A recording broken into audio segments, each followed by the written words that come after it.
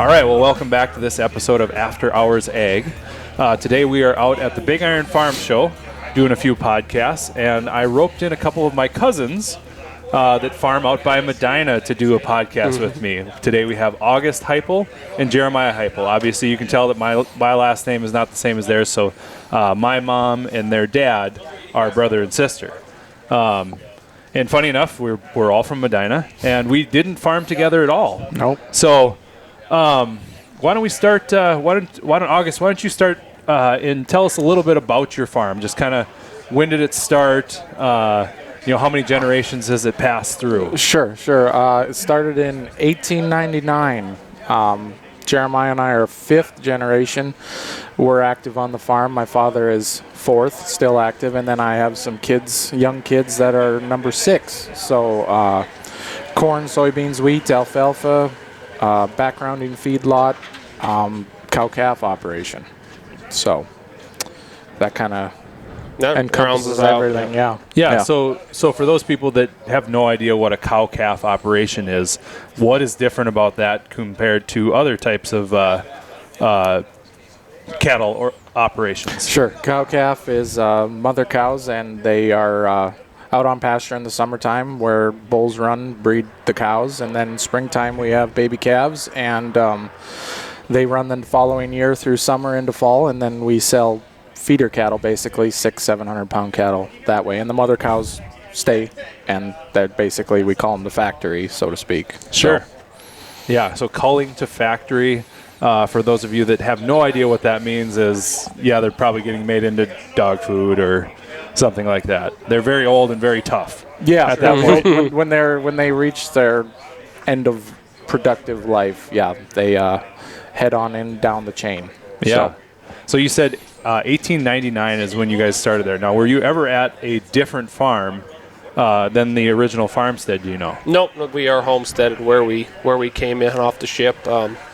Came across the ocean, got in through Baltimore, I believe, and then moved up from South Dakota to where we are now, and we haven't moved since. So all three of our houses are on the same yard, so we all have to learn to get along, but it's fun because Grandma's just a few steps away and is always able to help with things. So so their farm, three houses on the same farmstead, very nice farmstead. Jeremiah right now is in our grandparents' house. Yes. And August has since built a new house. Yes. Yep. I actually remember bringing your parents' house out to the farm. That was probably way before you were born. Yep. It was before. Do you know what year it was? I think they moved out there in 1990, and I was born in 91. So they lived in Medina when they first got married for 5-6 years, and then they moved out to the farm, and then, Yeah, I remember that. So there used to be, I think, a granary on the same site, and when they took that up, there were all these like termites and stuff in there. And I vividly remember seeing like these termites just scattering. And we have old farm pictures of where their house sits now, where Jeremiah and I grew up, where it was just a granary and grain bins. And I'm sure your dad, he worked with Grandpa for a long time, and so I'm sure he was part of that too. Yeah. So, right. So there's been lots of changes out there. There used to be an old house where Grandpa's parents had lived, and so obviously you can tell that we're a little bit apart in age. August is just about 6 years younger than me, I believe. 33. Yep. And I'm 7 years younger than August. Yep. And so Jeremiah is 12 years younger than I am. So we're pretty spread out in that way. So, what do you enjoy more? Do you enjoy the cattle, or do you enjoy the farming, or do you think it's all it has its seasons? It has its seasons. It's depends on the day. I enjoy the cattle quite a bit, but when we go farming, I really like that too. And each day there's good and bad with both of them for me. So I'm kind of glad we have both. We can kind of switch it up a little bit. I'll admit I'm more of a farmer than a rancher. I do like cattle. Cattle are fine, but I don't know. When I was growing up, the farming always got more of my attention than the cattle did. I do enjoy both, but cattle I definitely enjoy more in the wintertime than in the summertime. I get a little bit irritated if cattle seem to disrupt what we're doing on the farming side when it's go time. But there's a good balance in that, and there's a lot of different qualities of cattle raising that you can pass down to your children that you don't really realize till you take a step back and look and see that responsibility, and you've got to be there and you've got to provide for them, and when the weather's tough, you are their only option, so they are your responsibility, and that teaches you a lot. That is exactly right. You are their only option out there. Yeah, it's funny. My brother Philip is only a month older than Jeremiah, and he feels very similar as far as the cattle versus the farming side. He would much rather be out on the tractor every day rather than dealing with the cattle, because you know what? The grass is always greener on the other side of the fence for those cattle. Yes, it is. It doesn't matter where they are, whose cattle they are. Somehow they always find a way to get out, and really at the worst times, Oh, absolutely. we're heading to town for this recital or this basketball game. Oh, cows are out. Yep, last Saturday for Fall Festival in Medina, right before we were going to the parade, I get a phone call. There's cattle like 2 miles away from where they're supposed to be. So it holds true every time. Oh, they are so good at it. Yeah, so how do they even know? Our whole family's gone today to Big Iron, so we are expecting a call today at some point that there will be some four-legged animals not where they're supposed to be. That is so true. My question, though, being not from a farming family, is there an alert system? Is it just a neighbor calling you saying, "Hey, the cows are out," or is there? It's more of just. Is there technology out there that'll bang your phone or something if your cow is out? But sounds like more it's a neighbor saying, "Hey, your cows are out." So yeah, it's more of a neighbor thing now, but I have seen, and you'll see it with some like NDSU research and stuff, that we were up at their research center in Carrington this summer, and they were talking about cattle wearing basically collars around their necks that kind of tell them where the fence is without a physical fence being there. I could see how that could eventually roll down the road to being where you can track where they are. There's also technology now coming out with ear tags about tracking animals. I'm sure that's going to develop in ways that could be good or bad depending on what your viewpoint of it is, but that is also an option. So are there, in your herd, are there problem animals where they're like, it's J15's always out, or whatever you want to say? Yeah, and we seem to have a rule of thumb that, once or twice might be just luck. 3 or 4 times, and all of a sudden you're bringing a friend with you when you're getting out, you might need to find a different home. Say they have to raise a really, really nice calf for them to get more than a couple chances. We have a running list of the problem cows. Yeah.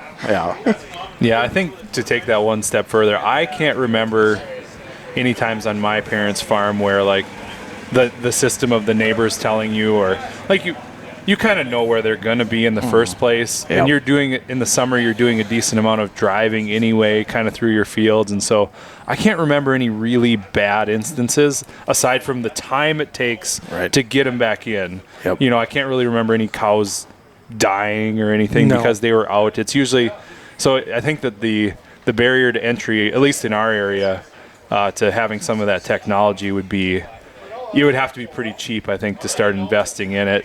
Yeah.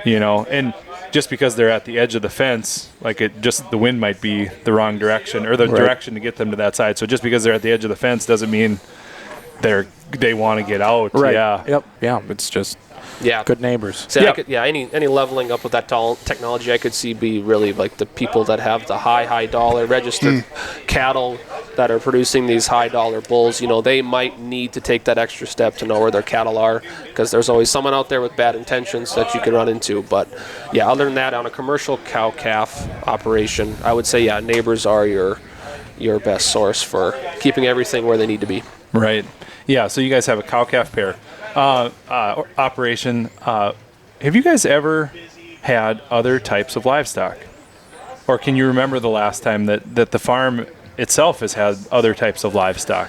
The last time I remember having any different livestock on our yard was actually our other cousin Emery had 25 or 30 chickens when he lived with Grandpa and worked part-time in high school on the farm. Other than that, we haven't had any other livestock. Grandpa had hogs for a while. I think the dairy cows left in the 50s or 60s. He got out of that pretty quick. Other than that, there has not been any sheep or anything like that. So. Not in our lifetime. No. Just those chickens that one summer. Otherwise, it's just cattle. You notice it was just one summer. Well, my wife's been. We're gonna have chickens again someday. That's just gonna happen. So, whether I wanted to or not, we're having chickens. Well, your wife is very industrious. I mean, she's always got a project, it seems like. They're good at. I won't fight her too much on the chickens, but she thinks we need a milk cow for milk too, and I was like, no, we're not doing that. Jeremiah says no. That's a whole different step from chickens. Yeah, that's marriage right there. You'll have another marriage. Yeah, I mean, that's right. Coming from somebody who's lived on a dairy farm before. So, what year do you think they got out of hogs? Oh, I think that was the 60s too. Yeah, honestly. I think Dad might remember them, but it was long before we were around. Yeah. We had horses up until, I don't know if we even had horses when you were born, but we had some for a while, and then pretty soon they were just pets, and pretty soon we weren't putting a saddle on them anymore. And Dad told the story that they had one horse left, and it was Grandpa's horse, and Grandpa and Grandma left for the weekend or whatever, and Dad took the horse to market. When they got home, they asked where the horse was, and Dad said it's gone. He just gave him a check. The horse was gone. That was the last time they had horses. That sounds about like my dad. So we never had horses, and we wanted one really, really bad. My dad, we were going to go look at a horse one day, and this is like building. So we saw it in the paper, and we're building up to get this horse, and like the day we're supposed to go look at this horse, my dad's like, oh yeah, they sold it. And I'm like, looking back now, I'm like, did they actually sell it? There's no way I can ask him now, but I'm like, did they actually sell it? Yeah. You know? Let me ask though, talking about having a horse, other than maybe you're working cattle with that said horse, is there any genuine job that a horse can do on the farm other than, you know what I mean? Like, other than, say you're in rodeo, yes, that's technically a job for the horse, but other than working cattle, is there anything else that you would want a horse for, though? I don't think so. No. I mean, they're very, very valuable for the guys that need them to work cattle. And where we're at, we're not super rugged, so everything's ATV. But the guys out west that have horses and use them to work cattle and this and that, they cost as much as an ATV too. They're pretty serious. Yeah, but they do a really nice job. Like, you don't have to go very far. Like, we've been to Dickinson Stockyards for their sales, or down to Harriet, South Dakota for theirs, and they've got a catwalk where prospective buyers and sellers can walk up on top of the pens and look from the top down, and guys are riding horses, sorting cattle and moving cattle, and they are definitely earning their keep on those days. So there is a use for them. It's just where we farm is just not quite as common. So would you say, what's the percentage of, is it say someone has a horse and is using them for cattle, is that a farm that has more cattle by the number, or would you want like an ATV instead, since you don't, gas, I'm guessing, is cheaper than trying to feed a horse and take care of a horse. So who has is it the farms that are so huge, or just maybe have enough money to run horses? Have horses? I think a lot of that actually comes into lifestyle that the rancher wants to have, and the children they have. There are plenty of children that grow up on a ranch that they really want to have a horse because they want to do rodeo or whatever. Well, the owner will be like, or the father or mother will be like, okay, well, we can do that. We can also use this horse then too for work on the farm as well. A lot of larger ranches will use ATVs just for the ease of transportation and hauling them. To go to their pasture or whatever, if they got pasture a long ways away. But again, I think it all boils down to the type of terrain your cattle are running on. The farther west you get, the more steep, rocky, uneven ground that horse will pay for itself. Right, you just don't want to take a four-wheeler on, out in the Badlands. Down the Badlands where on your trails and stuff, that's fine. So people listening may be like, "Oh, I ride a four-wheeler out in Medora all the time." Well, no, you're not. You're not riding in this. You are riding in Medora, but you are riding on trails. You're riding on stuff that's reasonable to be on. Right. I feel like, was it Mike Moser? Did he have horses for a while for cattle? I think he still does. He doesn't. Yeah, he still has horses, I'm pretty sure. Yeah. He talked about, like, he liked them for same thing. Like, he felt like some of his ground was that way. But one thing I wonder your opinion on is, Medina, there's really not hogs. There's not sheep. There's not, by and large, there's not chickens. There's, it's beef cattle country in there. If you have some kind of livestock, with the exception of some small things, like Philip had his hair sheep for a while, those Katahdin hair sheep, and they were what they were. You ever want an animal that is, they wake up and they're wanting to die? That's just they're looking for any excuse to die. They'll overeat, and oh man. anyway, why do you think that, middle of North Dakota is, of course we used to have hogs. We used to have all these different types of livestock. Why do you think that the middle of North Dakota now has kind of gone primarily beef cattle? I would say the size of the grasslands and the rolling plains where we're at. We're in the prairie potholes, so we have a lot of rolling hills, grasslands, and I mean, you could do sheep, but sheep has kind of gone. There's not really a sheep market, so to speak, unless you get into southwest North Dakota and northwest South Dakota. Then there's sheep down there in the big country. But I mean, it's just where we're at it. I mean, a big pasture is a section or two sections, but we have a lot of pastures that are just a quarter or 200 acres split by water, or half section split by water. It's just topography, I think, is why mostly it's just beef cattle. I would say that there's also something to be said about you need a market for that product, and there's not very many processors in the area that want to do hogs. If you do hogs, there's just a whole different realm of things you need versus beef cattle. And it's also something could be said, back just not too long ago in our area, there were a lot more crops grown too, not just on the livestock side, but I mean there was a lot more barley, oats, flax, rye, all these different crops, and now all of a sudden it's a lot of corn, soybeans, wheat. Now that could be many different market factors, but also for the fact that there's a lot more places we can haul that commodity to when it's just those three crops, versus you have to be very more attentive to where you can market your crops if you're going off into a different direction. So yeah, I feel like when I was younger, growing up, there was not much for soybeans. There was certainly corn. There was lots of wheat, but almost no soybeans. I would bet that's probably heavily related to markets. And, you didn't really hear, when I was younger, of course we grew up on beef all the time, so we're not buying that soy stuff, which is funny because it all comes from the same, like, you guys are farmers and you do both, right? Oh, right, yeah. It's two different types of proteins, but we'll bash one. Yeah. You bash the soy even though you're growing it. It's our largest crop, and we make fun of the soy guys. Right. Like, what the heck? Right. But, yeah, I think that was one thing that I almost never saw. And so then once that started pushing across, there's been a lot of changes, I think, even in, I'm 38 now, and there's been a lot of changes over the course of that, even just around Medina and that. So yeah, you guys said you're fifth generation now, and you guys are coming into farming. Let's start with you, Jeremiah. When did you decide, hey, I'm coming back to farm? When did that idea start to take place? Well, when I was growing up, I always had, when I was really young, I always had these wild ideas. For a while, I was going to be a bull rider in the PBR, and then when I was in 6th or 7th grade, we got taken into the biology lab at school for the first time to see animals being dissected and all that weird stuff. I was like, I'm going to be a veterinarian. And then I remember when I started getting middle school and high school, I was working more on the farm because I was able to do more and drive more things. I don't know if it was legal at the time, but I was driving them. And I remember vividly one night at supper, Dad asked me straight to the face, he goes, "Do you plan on coming home to the farm after college?" And I said yes. How old were you then? Sophomore. Sophomore, okay. Probably.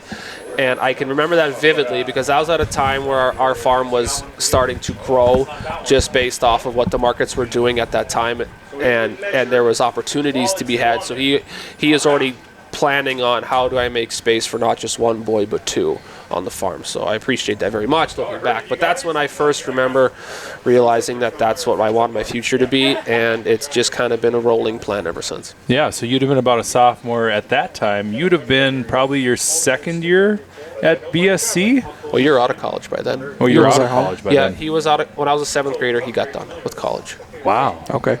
Yep. News to me. I wasn't there. So if you time that all back, that ends up being in that time frame of 2008 to 2013, where there was just all of a sudden a massive growth of definitely row crop farming in our neck of the woods, and Lando was coming back into production. So plans were being made on how do I make space for my boys to come home, because for a long time farming was very tough to make things work, and it was really tough to have room for your boys to come home and farm and be successful. Yeah, for sure. And so what did you, I know that you met funny enough, Madison and I were talking when he first started at Red E, and I was like, oh yeah, I'm from Medina, and he's like, oh, do you know Jeremiah Heupel? And I'm like, Well, of course I do. He's my cousin. I was like, I know a lot of people from Medina now. That's like covers every family, right? And funny enough, he's like, "Oh, do you know Eva Reich then?" And I'm like, "Yeah." Did you know Jeremiah and Eva are cousins? No. Mind blown. Mind blown, right? Yeah. So funny enough. Well, yeah. I think Jeremiah, both of us thought we were going to be professional singers too. Oh yeah, that was definitely a dream that was fleeting, but we had it. we were grabbing on and holding on. And, yeah, we sang together at the Science of Success, NDSCS, Quality College. Yeah. They already want, I don't know about you, but they already want my alumni dollars, so I can't fend them off for long. I don't think. They come in They're quick. coming for you. They're coming for you. They're seeing all the success that you're having. They're like, we had a hand in that. It's time to give back. Talking about that, they're still using like Jeremiah and ours, like pictures they've taken for marketing. I'm like, the good old days. Yes. Yeah, so you went to NDSCS. What did you go to NDSCS for? I was in the ag program, so I think technically my major was farm and ranch management. For the longest time, I thought, well, at least not the longest time, but I guess for a couple years in high school, I thought to myself, I'm going to go to NDSCS just like my dad did. He went for diesel technology. You know, if it's broke, we can fix it type mentality. And then one day I just kind of, I don't know what happened, or I just kind of tumbled to the fact, it's like, okay, what does our farm, in my opinion, lack or could be better at? And I think there's no argument that the previous generation, a lot of them, weren't raised on Excel spreadsheets and stuff like that. And I was like, well, it might not be the most fun, but it's definitely a good use of time, because for how much things cost and how much it costs just to borrow the money to do something, that's something that we could do a better job at tracking. Not that he was doing a bad job, but there's always room for improvement. Oh, for sure. Yeah, you got to have that chemistry. I think that the more farmers we talk to that are passing it down, their kids are trying to find ways that they have that chemistry of like, hey, you're super good at this. I don't need to be super good at that. I'll go be super good at something else, or use my talents in some other way. So that's awesome that you picked something else to go into. So August, how about you? When did you decide that farming was for you? Was it when you realized that your basketball career was probably not going to make you any money? When my NBA dream died, I knew. No, actually, like Jeremiah, I grew up doing the farming, and I didn't mind it, and I was a lot more unsure a lot longer than he was. About the first week of college at BSC, I decided, you know what, I want to go home and farm, but I'm going to finish college. And I didn't go to college for anything farm-related. I went for process plant technology. I was going to work at the refinery, or, move to Wyoming and start there and come back and work in, Tesoro and Mandan at that time, or whatever. That was kind of what I was going to do. And then I basically left home and decided, you know what, I don't want to leave home. I want to go home and I want to farm. And that was just the beginning of starting to make room. Our grandfather was starting to retire and phase out, so there was more opportunity for me there. That was the time that CRP in our area was leaving at a rapid rate, so there was opportunity to snatch that up. And what is CRP again? Conservation Reserve Program. Okay. Just basically, the government paid you to put it into grassland and not farm it. That's so. Right. That could be a very hot topic. Yeah, we could talk about that for another hour. Yeah, we could. Yep. Kind of danced around that. Yeah, right. There's some pros and cons. There is. we'll say. There is. There really is. There's There's definitely a land. time and place for it. There is. There's definitely land that should be our CRP, and there's plenty of land that's very productive. And like it or not, when that CRP was retiring, there was an influx of my age kids that wanted to come home, and our rural community is shocking what it was 15 years ago when I graduated high school to what it is now. Our school is larger. It's building on. We're building an activity center beside the school, and the school is expanding because there's not enough room for kids, and that's all in part to a lot of us in my generation came home and had families and kids, and when you graduated too, it's way different. It's so much different. It's amazing. Even you go back to basketball games and stuff, and you're like, well, I think it was maybe more Jeremiah's time frame where it was like these kids are so much more into being like. I think I went to maybe 2 or 3 girls basketball games all the way through high school. It was weird because back then for a little while it was fall and fall and winter season, women were in the fall, and so we'd go to more games. But then when I got to high school, I think they switched it to being both in the same season, and we just didn't go to many. But you go back to these games now, and they're like, the student section is unreal. It's great, and I think that I honestly think that the community of Medina is, maybe this is just a feeling because I'm older now, but it just feels so much closer. And this idea of coming back and building back, and like, I really think that, like, my class, I think there's two of 13. So there I outed myself for how many kids were in my class. There's 13 kids in my class. 2 or 3 of them still are around, but I feel like your classes, you guys have a lot more people that are still around. Say August time frame especially has a lot more. My age group is a little bit less, but they are still in the neighborhood. They have a few of them have to have on-farm job or off-farm jobs to also be involved with the farm, but they're around. They didn't pick up and go to Minneapolis or Kansas City or something like that. Yeah, I think there's probably 5 or 6 of us from my class that are full-time just farming. Right. We had 17 or 18 in our class, and I can think of 5 or 6 right offhand that are actively, like, just farmers. Yeah. So, yeah. Yeah, and you just don't see that. I look up and down in the years that are close to mine, and we didn't really have that. So that's interesting how many people actually came back. And, I think that small towns have gotten this, all of our small towns are dying.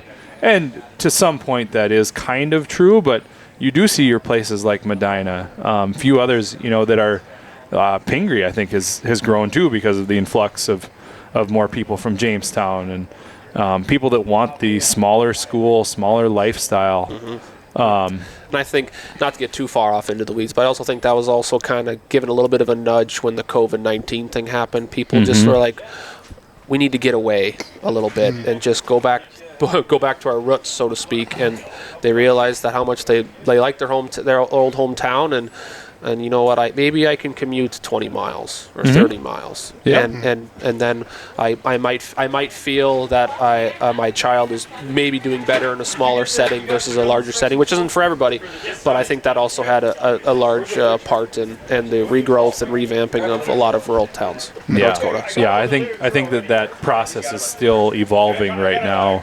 You talk about Medina, and one thing that super proud of is some of the businesses, and then also some of the your wife was a part of starting up the Medina Mercantile.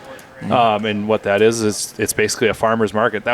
There was never I can never remember a farmer's market in the 18 years I grew up there. Like, that was not a thing. And it's kind of like, oh, well, it's nothing huge, but it's the community is coming together. Yep. It's developing as a community, and I think that, I'm kind of curious why that really wasn't going on at all when I was younger, because, Why similar. not? Well, why didn't that stuff happen? Right. I guess I don't know. It'd be interesting to find out. Maybe they were just so busy with their lives it might tie back into the influx of younger people into the community. There's a bunch of us in our 30s that are around in 20s, and we were talking about coming back to the farm when our father graduated high school. He was the only one that came back. Everybody, that was during the tough times in the 80s and stuff, but he was the only one. Everyone else was just gone, So. Yeah. Yeah. So we're talking about handing down your farm and passing it off. August, you've been doing this for, what would it be, 10 years? Are you coming up on 10 years now of being on the farm? I've been on full time. So you said 33, so you'd be on for like 13 years now almost. I actually was able to rent my first ground when I was like 15 or 16, but full time I graduated college in 2011, so yeah, dozen years. Yeah. So 13 years. So how has decision making on the farm, I'm sure when you were 15 years old, your dad involved you in telling you about the decisions that were going to go on and probably took your input. But how has that, or didn't take it? Who knows? Who knows? How has decision making kind of transformed over that time? And now with Jeremiah coming in, how have you guys used your chemistry to? Who's making most of the decisions now? How is that going? Yeah, what's the workflow like? Well, when we it depends on which one of you ask. No, when I first got started, yeah, you're exactly right. Dad was in charge. This is what we're doing. This is how we do it. And I had my ideas, and some were met with hostility. Yeah, not quite that. That's not the right word I'd want to use, but I learned a lot from him, and then I had my ideas, and if it was a good idea, it depended on what kind of mood you'd catch the guy into, whether or not we're going to try it or this or that. And as we've gotten older, and once Jeremiah came on, as far as like seed selection goes, chemistry goes, I mean, Jeremiah handles all the chemistry. I want nothing to do with any of that, so he can have it all. He does all the spraying, seed selection and variety and brands. That's kind of between Jeremiah and I. If you asked our father, I don't know if he'd know what we're planting anymore or not. But, so he and I argue a lot about that, but we come to the right decision on if I'm right or he's right or vice versa, and I'd say the majority of the decision making is us two now. Dad just kind of phased it over, and it wasn't necessarily a hard thing to do, really. No. I mean, all of a sudden he just kind of was, I guess, maybe comfortable with just letting that go. I don't think he had a problem letting it go, but earlier years, I think maybe we didn't realize it at the time, but he was like, no, you're not going down the right path here yet. We got to round off the edges, and then maybe it was just a maturity thing. Yeah, and there was no verbal handoff of you're responsible for this now, and I just it was just slowly and steadily we're like, hey, we went to this plot day, for example, and they're really high on this variety, and what do you think, Dad? We've been growing this, but maybe we should try this. And he'd go, yeah, we could try that. Why not? Let's not do 1,000 acres of it or something like that. But I mean, eventually, yeah, it just kind of got passed over, and definitely, I'll circle back to him if I've got questions, and I do value that a lot. That just kind of gets your insight, because there's a lot of big new things that are so exciting, and a lot of it's actually regurgitation of stuff that they tried back in the day that didn't quite take, or they didn't quite have it just right. And Dad sometimes has a unique insight into this was tried, this is what worked, this is what didn't work, this is what application it could work with on our farm, because we did try it at one time. So yeah, that's interesting. He does question our decision making when things start coming due in the fall, and he gets handed his portion of the bill. It's like, what happened here?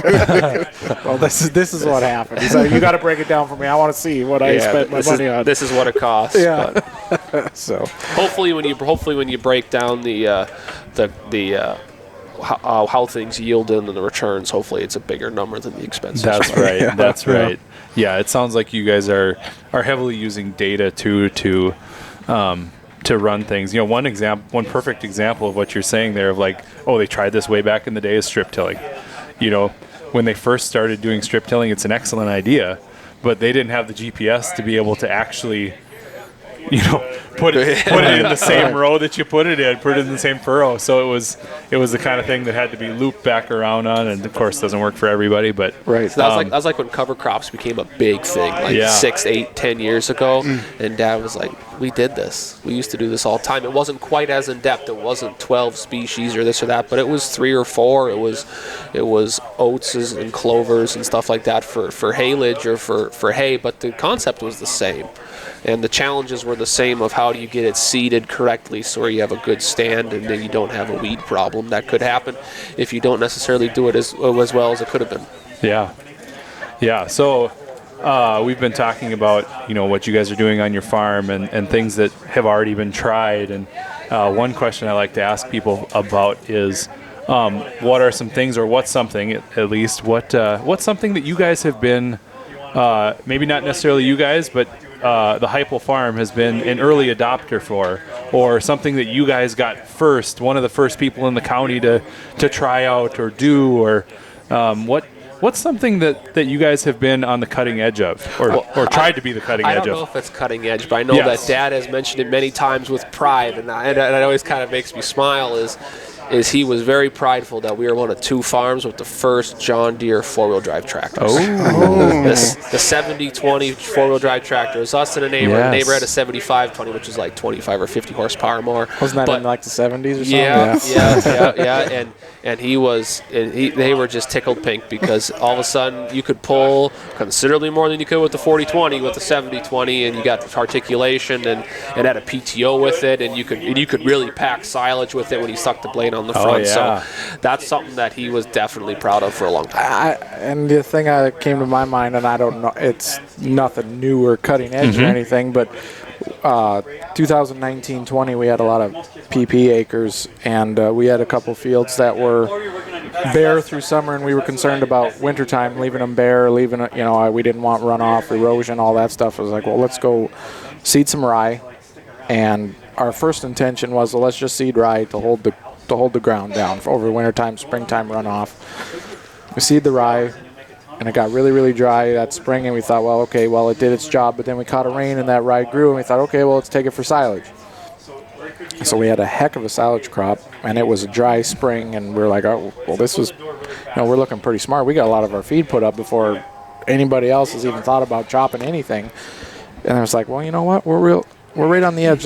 Let's seed some soybeans into there. So we did the soybean thing, and we seeded soybeans right after we got done chopping rye, and we had a soybean crop off it too, so we kind of fell into double cropping, and I don't know if that was necessarily our intention or not, but I mean, we just kind of did it, and then the next year it was surprising how much rye got seeded that next fall. So it was kind of, I feel like we were kind of the first one, and it wasn't because we were super smart or anything, we just fell into it, and now when conditions are right, and you get a decent fall, and you got an open field or two, rye goes in, it gets taken off in the spring or sprayed off, and then soybeans go in. And for us, we take it for silage for the cattle operation. And we did it a lot this spring. We had couple quarters of rye that we chopped off and had a decent rye crop.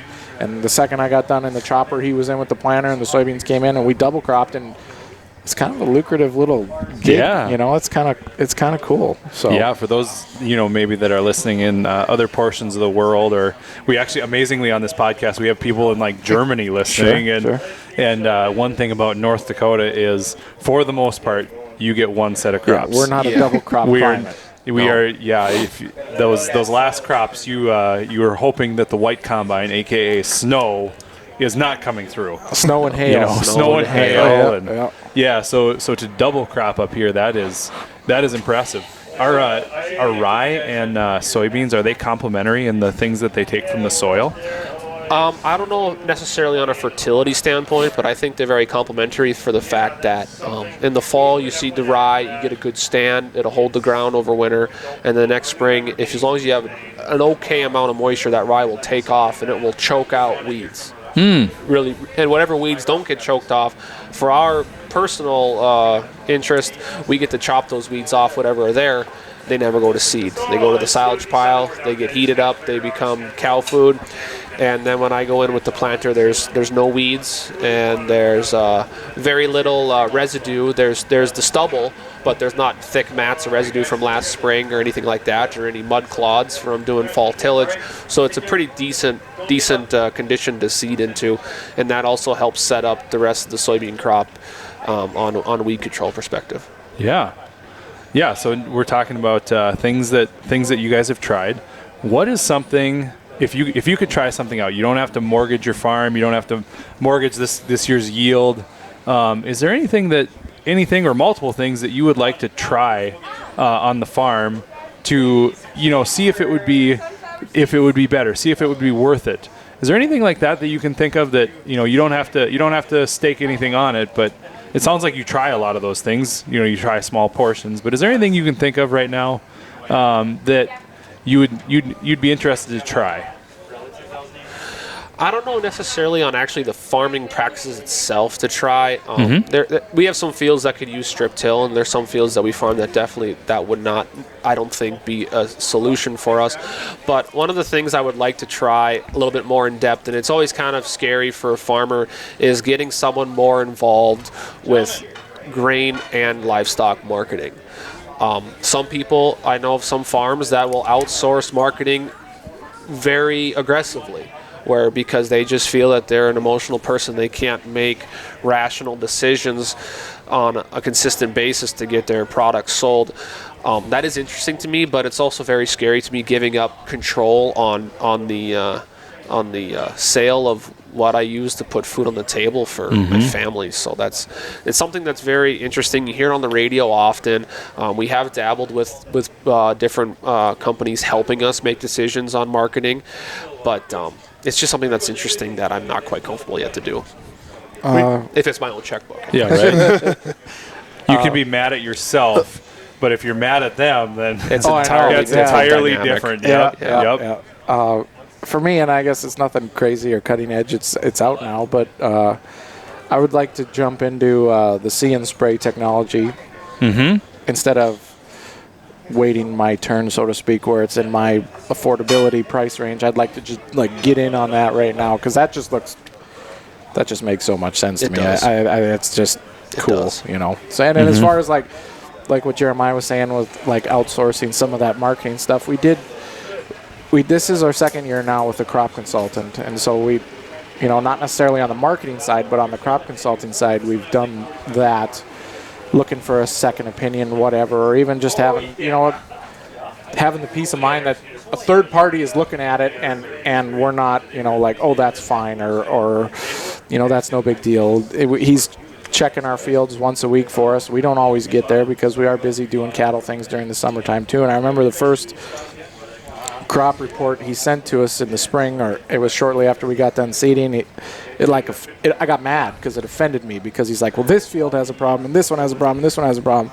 I was like, and it took me a second. I was like, no, it doesn't. And then I was like, this is exactly what we hired you for, was to find these problems that we weren't necessarily seeing or getting to on time. So that's been kind of a huge thing on the spraying side of things, is having that weekly report. And we check our fields too, but just to have someone there constantly looking at it. But it kind of caught me off guard. I was like, no, you're not going to tell me what's wrong. But I was like, no, that's exactly why we hired you, was to tell us what's wrong. It's something funny that kind of came off with that, is I'll be out spraying or out seeding, and I know everyone, no farmer will ever admit to it, but there'll be like a little corner of the field where you'll make your last pass and there's like a 6-foot piece of ground that doesn't get seeded, and you're like, I'm not going to turn around to seed that. I'm the only one in here that plants it and sprays it. No one else is going to see that I did this quote-unquote lazy decision. And that peer pressure, actually, of having someone check up on your work makes you do a lot better job sometimes. When the days are getting really long, it's like, I'll just skip that little piece. No, you turn around and do it, because that's where the weeds are going to be, and you're going to regret it. Yeah, I think that the days of having farmers be the only source are pretty much over. Probably not even necessarily our parents' generation, but probably our grandpa's generation. Like, they had to do every last thing. It was all on them. There was no resources like we have now. You can't Google something. They just had to do it. Yeah, you know what's crazy though is that there used to always be those oh, you're just a dumb farmer, and it's like, man, these guys, they had to do so much more than even we do now. Oh, I know. They had a whole so generation different of men than we are. Oh, we're soft compared Yeah, we to are very soft. We're soft. So soft. Yeah. Oh man. Yeah, no, they weren't dumb farmers. The stuff that they had to do just to survive, just the wintertime. You just think about it, it's just like, they weren't dumb. They were very smart. And the pressure they had to handle too. Like, you're it. It's up to you. Yeah. You do it. No matter what it's going to take, you're going to do it.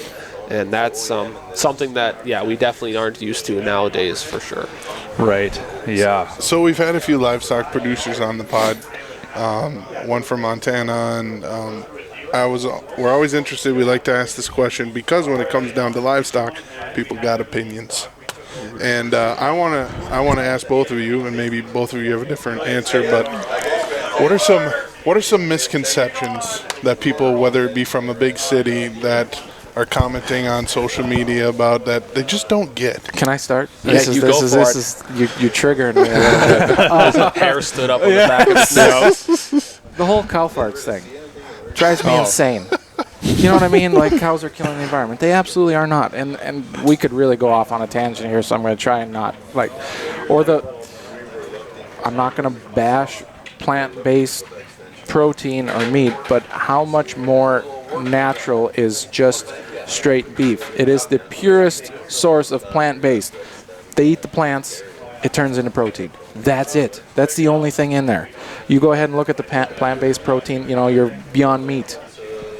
How much processing goes into that? Yes, yeah. Cows are not killing the environment. They're actually upcycling carbon. I mean, cows are neat. What do plants eat? They eat carbon. So we need grasslands. We need cattle to graze those grasslands. I mean, it's like a 2-for-1. You get the protein and you get the carbon sequestration from the grasslands. And I honestly, I would invite anybody from anywhere to come out and just ride with me for a day. Let's go look at the cows. Let's go see them. Let's go see how I treat them. The animal husbandry. There's always that misconception too. Is they're not taken care of. They're made to stand in the mud. They're made to just be food. Well, technically yes they are, but we take care of them. I mean, if we don't take care of them, they don't take care of us. And not only that, we feel a moral obligation to take care of them. It bugs me when we have a blizzard and I know that, we did as much as we could and they're fine, but I know that they're out there, they're fine, but I got to get out there as soon as I can type of thing. So that whole misconception of how we treat our animals, 99.9% of us are treating them with the utmost respect and as far as the environmental side of it goes, come out and see us. It's clean. It's some of the cleanest air you'll breathe. Things are vibrant. I mean, that would be my take on it without really hammering. All right, Jeremiah, you're up. All right. I guess I would kind of spin off his, but go in a little bit of a different direction. I see some people on social media, they'll be like, well, the ground that this livestock use, we can just turn into cropland and we'll just grow more crops and we'll just feed the world that way. There won't be any mass starvation or anything like that. And like he said, the beef cow turns that grass into a protein-rich source for our body to eat. And a lot of the ground, and I would say the majority of the ground in the United States that the cattle graze on is not suitable to grow anything else. It is meant to be native sod or grass, and that's its sole purpose. And you could go out there and you could try break it up and try farm some of it, but you know what? Then you're doing a disservice to the type of ground that it is, and it's just not designed to be like that. And that it can also go hand in hand a lot with conservation. Like a lot of times, conservationist groups are just totally out against some livestock people just because they don't feel like they're doing what's right. And I would say honestly, the cattle being on there is what is right for that land, because you take the cattle off, and then all of a sudden you have a completely imbalance on the ecosystem on predators and prey and stuff like that. So there's a reason cattle should be out there, and there's a reason that they have been out there for as long as settlers came west. So perhaps it might be a fact of we've had a comment, we release reels and shorts on all that short based content out there and clips. And there was an argument, of course, that started on from our last livestock, and I think someone brought up the fact that this other person thought the meat was grown at the grocery store and that kind of stuff. But I think to solve that issue, I think perhaps there's a way for, like you said, come out to the farm. If you imagine some of these conservation groups, some of these maybe younger-ish folks, maybe they haven't even been. Right. You know what I mean? And that's a huge part of it. And I think that's a huge leap. If you get on the farm and you say, this person's kind of like I am. We're the same age, and we're doing kind of two different things, but I think there's more common ground, than not. There is, and people, and one of the best things that I think that came out of COVID was when all of a sudden there was no food on the shelf.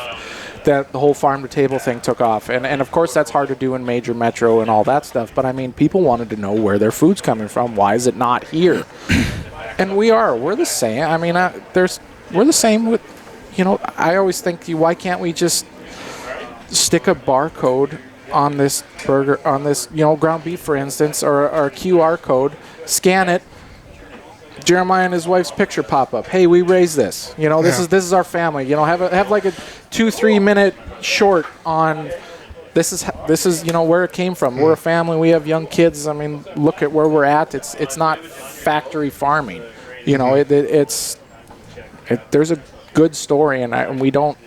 You know, but this podcast is a good thing, but we don't tell our story. We have a tendency to get more defensive rather than understand that they don't understand. And I also think, speaking of like factory farms, you know, once one side gets a hold of something like that, you know, maybe one factory farm is doing some really bad stuff. That's out there. That happens. Sure, it And does. so For sure. it's kind of used as ammunition for every single lumped in kind of that kind of thing. And I just think if we could just become closer and talk to each other more, right. and just be, you know, just talk to each other, that would solve a lot of our It problems. would. I just wish we could, like, you know, just come out and see us, or we could get our story to them. And not everything you see on the internet is true. What's clipped together from this and that, and of course, there's always a bad egg, and there are bad things that do happen.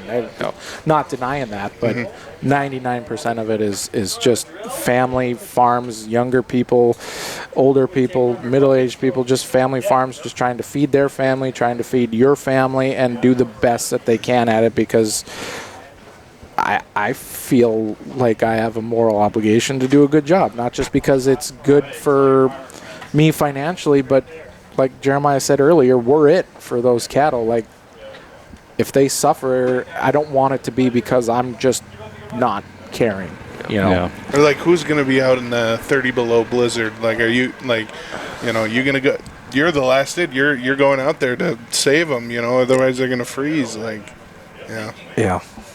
Yeah, I think ultimately, you know, both sides want something similar in that, yeah, they want the ethical treatment of animals. And to touch on a point you said earlier was, you know, you do have those bad eggs, but the reason there are less and less of those bad eggs is because it doesn't work. It doesn't work. No. It just doesn't work. If you expect your cows, if you expect your land to perform for you, you better perform for that land, because it's just you're fifth generation farmers. You're looking to pass this down to the sixth generation, hoping that they can pass it down to the seventh generation. And if it's not at a good point, if you are destroying the land year after year, eventually it's just not going to perform for you, and it's going to be gone. It's not. It's like a big buzzword in the industry is sustainability. It needs to be sustainable. Majority of the farms out there are sustainable. That they are in their fifth generation. They are sustaining. They're in their sixth generation. The bad eggs are gone. The people that did a disservice, it doesn't last. It doesn't last. It's just not. It's not viable. No, not at all viable, and it's not even necessarily that you have the activists killing them off. It's just bad business practice. It's just bad business. You just don't last. Yep, you just don't last. Yeah. So a couple last couple questions here. One that Madison and I always like to ask of our farmers is, I know Grandma Mary used to always bring out different meals, and I don't know who brings you meals these days, but what are some of your favorite things to get out on the tractor, out on the sprayer, out on the combine? What if somebody were to bring you a meal out, or does anybody even bring you a meal these days? Oh no. Oh yeah. Okay. Yep. Good. What's one of your faves? Well, I'm in danger of throwing my wife under the bus. Well, she's a full-time teacher, and then she's quite active in the summertime with youth activities and sports and whatnot. So You're on your own, a Jerry. lot of she'll pack me lunch, and she'll make an excellent sandwich. And no, I'm not going down that road of sandwich making. It's very good. Very good. It's Very very good. But yeah, I'm appreciative of what she makes for me, and yeah, it's usually just the sack lunch type stuff for me. She has on occasion, and it's a treat. All of a sudden, I'll get a little thermos full of chicken nuggets or something like that. And I'm like, hey, that's kind of a change up. A thermos full. Oh yeah, That's awesome. yeah. So I'm set for all day. But yeah, other than that, that's basically what I get. However, meals at home in the evening time, that's always a good one. Yeah. There's lots of things that I get provided with that I'm very appreciative for, and she does a good job. Yeah, well, my wife packs me a lunch every day too. She has wanted to forever, and we've never done it, but she wants to do the picturesque come out, pop open the back of the Suburban, have a full meal deal. The whole harvest crew stops and we come stand around and eat. And I know a lot of guys do that, and it looks really cool and it looks fun, and I want to do that, but we've never taken the time to do that. I mean, as far as noon lunches go, I mean, she gives me a variety of things. It could be sandwiches, it could be brats, it could be different types, hot sandwiches, meals, whatever. She mixes it up all the time, and sometimes just plain summer sausage sandwich is good. Oh, it's excellent. Evening meals kick butt every night. She does a really good job there. But as far as like stopping, right before dark and having a meal in the field, we haven't done that, I don't think, ever, and she wants to in the worst way. I want to bring you supper, and it's like, well, we're not going to stop, so we haven't done it yet. But I guess I look at it as I don't necessarily have a favorite. I'm just really happy that I have a lunch to take with me, because if it was me, the gas station would be making money. They would be making money. I'm just thinking, whatever she packs me, hey, that's great. Yeah. One thing Grandma Mary always she always did a really nice job of packing multiple things. Like the farm I grew up on, it was 2 sandwiches and that was about it. But Grandma always had a bag of grapes, a little bag of chip, or it was usually like the plain potato chips, the Ripple potato chips in a Ziploc bag. But you know what? Grandma always really did a nice job of bringing out like a variety of things in a bag, Not necessarily that she delivered them. I didn't go out with Grandpa all that often, but it was a few times that I went out there and we had something to eat, and that was usually what Grandma would bring out. So I think she'd pack his lunch every day too, and he'd slip in the little Snickers in there as well. I think he put those in every day. But chips and grapes and all sorts of different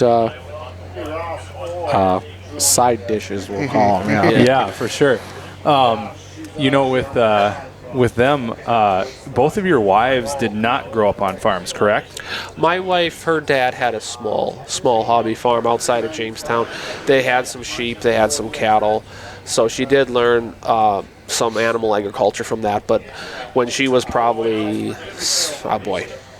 middle school, they probably moved to town. So she did not grow up with it to speak, for the most part. Same with my wife, similar story. They had a little hobby farm actually southeast of Jamestown until she was maybe later middle school too, and then they moved to town as well. But for the most part, she hates it when I say it if I call her a town girl, because she just despises it. But she I'm going to get in trouble for that one.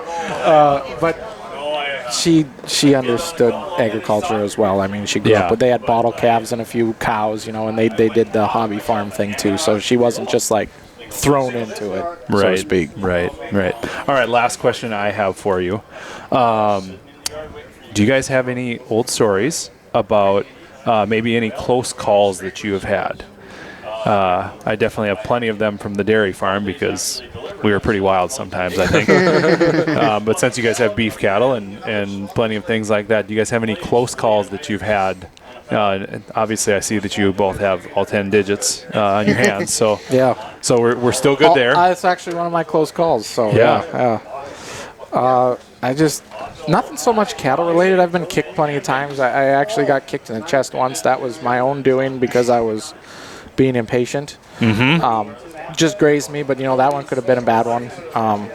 As far as farm accidents, we do a pretty darn good job of not being reckless, and I think as we get older, we get a lot smarter to not force something. Just stop in it. But speaking of 10 digits, one time I had a payloader bucket. He let the loader down, and my hand was in between the payloader bucket and a cattle panel, and somehow didn't break anything, but I had to wear a cast for a while, and I've got a bump here, and my hand gets stiff on occasion. But I mean, that was about my extent of a farm accident. Was that could have been really bad. That could have been a missing hand. Could have been I don't. The doctor says it's going to be a problem when I get older. Most likely, it's going to be stiff, and I'll be able to tell when it's going to rain or the weather's changing. It's coming. It's coming. Yeah. So actually, mine actually happened right after his one, or at least the one that can come to mind is about a week or two after his hand got hurt, banged up. We were working cattle, and we have a hydraulic chute, and I was applying a parasite control. It's a little spray you put on the back of the livestock, and then I hang up the jug because you have to hang it upside down so it gravity feeds. And I was hanging it on this little ledge on the chute, and right beside the little ledge is a little sticker that says, "Don't put your hands here. Pinch point." Well, I was hanging it up right when August ran the lever and pinched my hand closed, so then didn't break anything, was just all swelled up. So there for a couple weeks there, we both just had one Runs hand. in a family, little hand injury. It is. Speaking of that, Grandpa too, he had a hand injury too. I remember it as a kid vividly. It was probably not as gruesome as I remember, but I was 5, maybe 5. The belt on our old grain auger was slipping, and he grabbed the belt to get it to go, and he grabbed it, and it ran his hand through the pulley, and it almost took off his pinky. And I can remember my father being very upset with him for doing that. And I can remember him, he came in the pickup and he was just bleeding. And, of course, I was a kid, so I thought it was the end of the world. But I do remember he had to go to the hospital, and he had that scar there on his hand. So apparently we have problems with putting our hands places on our foot. That might be our deal. A little too handsy. I don't remember that. And I guess I'd have been probably closer to 10 at that point. So I don't remember that happening. But I vividly remember that. Yeah, my dad, I think, on your farm. So my dad farmed separately, but I think my dad on your farm one time was working, I think, running an auger or something. He had a real loose coveralls on. I've heard this story. Near a PTO shaft, and if there's any. They always used to do farm safety in school. That was like the number one thing. Don't get near a PTO shaft. Absolutely. Don't get near a PTO shaft. Local FFA still does that. They still do farm safety days. So that's so good. Shout out to them. So good to do that. Anyway, my dad was there with some really loose coveralls, and all of a sudden the PTO shaft grabbed his coveralls, and good thing they were pretty frayed because they ripped it right off of him. Yeah. Oh, dang it. Yeah, he had to walk back in the house without coveralls on. Well, I don't think he was in his underwear, but he was probably certainly cold. But he walked back in. He walked back in the house. That's the important thing. That could have been bad. That could have been bad. Yep. Yeah. Well, great. Well, with that, I think we will wrap up now. I know we could talk longer about stories about Medina and we didn't even cover the Medina shootout. We didn't cover No. that's way before these guys. Yeah, I know. It's before me even. But for the record, plot it's twist, just he wasn't from Medina. Yeah, he was there. Right, he was not from Medina. Correct. it just happened there. Yeah, it just happened to be that they chose a terrible spot, and it had to be Medina. That's Yes. right. It's half mile outside of town. Half mile outside of town, right on top of a hill. Let's do it. Yeah. Do good as place as any. Yeah, good as place as any, right? Yeah, okay. All right. Well, thank you guys so much for coming on. I appreciate it. We're out at Big Iron here. If anybody ever should listen to this podcast and you're coming up to us at a show, we would love to talk about your farm, talk about the things you do. It's just great to hear other people's stories, and who better to tell your story than you guys, Like, your story is going to get told, and somebody's going to say something about you. Might as well be you saying about you, right? That's right. Yep. All right. Well, thank you very much, and thanks for listening to After Hours Ag, and let's keep farmers farming. Hey everyone, thanks for listening to this episode of After Hours Ag. If you really enjoyed it, make sure you hit that like button, subscribe, and helps us grow and helps us reach more people. And remember, there's still a future in farming, so let's get there together.